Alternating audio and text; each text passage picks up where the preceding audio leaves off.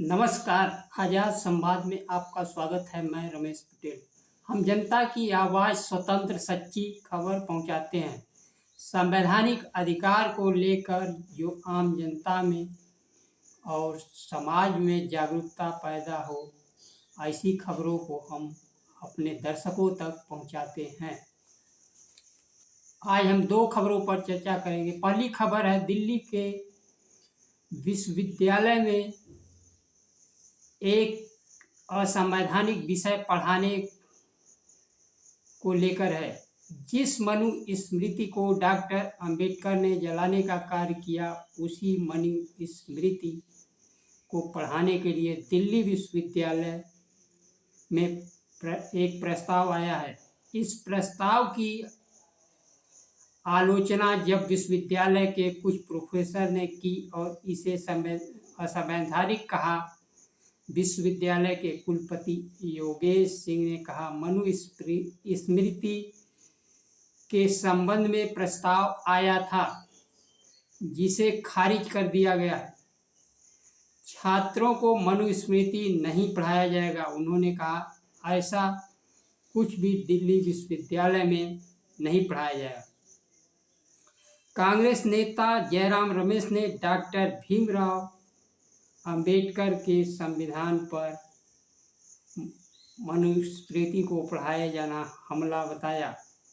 दिल्ली विश्वविद्यालय के विधि विभाग में विद्यार्थियों को पढ़ाने के लिए मनुस्मृति शामिल किया जाना भारत का संविधान एक तरह से बदलकर पिछले दरवाजे से लागू करना है।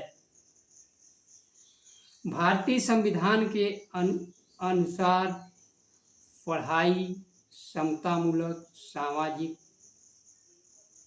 उद्देश्य को लेकर होनी चाहिए। मनुस्मृति में शूद्रों को शिक्षा का अधिकार से अलग रखा गया है। महिलाओं, दलितों को सम्मानजनक अधिकार दिए जाने का मनुस्मृति समर्थन नहीं करता है। ब्राह्मणों को किसी भी स्थिति में श्रेष्ठ साबित किया गया है।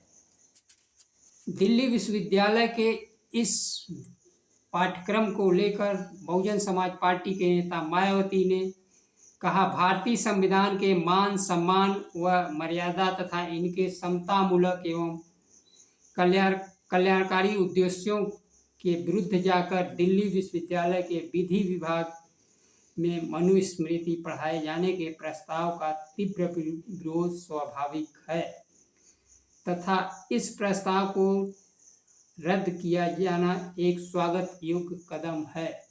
दिल्ली के मुख्यमंत्री अरविंद केजरीवाल को सर्वोच्च न्यायालय में जमानत दे दी है।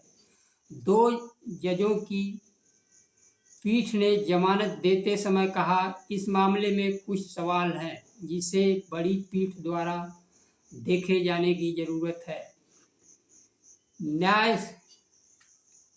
न्यायाधीश संजीव खन्ना ने कहा, अरविंद केजरीवाल 90 दिनों से अधिक जेल में बंद है। उन्होंने कहा, चुनावों के दौरान जिन शर्तों पर अरविंद केजरीवाल को रिहा किया गया था, उन्हीं शर्तों पर रिहा किया जाएगा।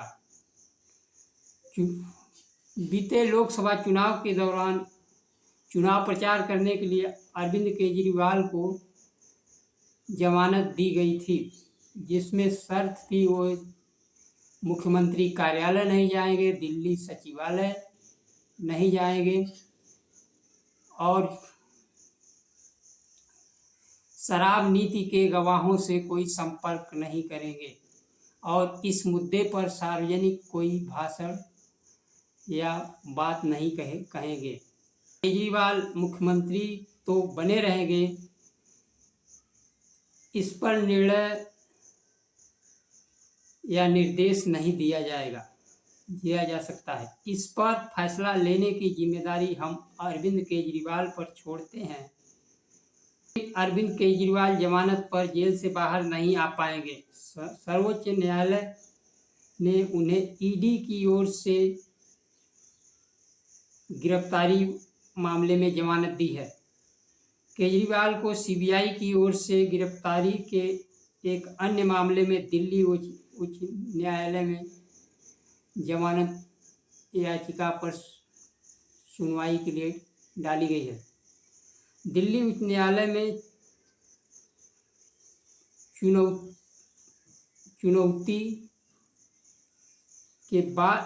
चुनौती के निर्णय के बाद ही इस मामले पर को सीबीआई की ओर से गिरफ्तारी के मामले में दिल्ली उच्च न्यायालय में चुनौती दी गई। इस मामले की सुनवाई 17 जुलाई को होनी है। उसके बाद ही उनके रिहाई के संबंध में रिहाई संभव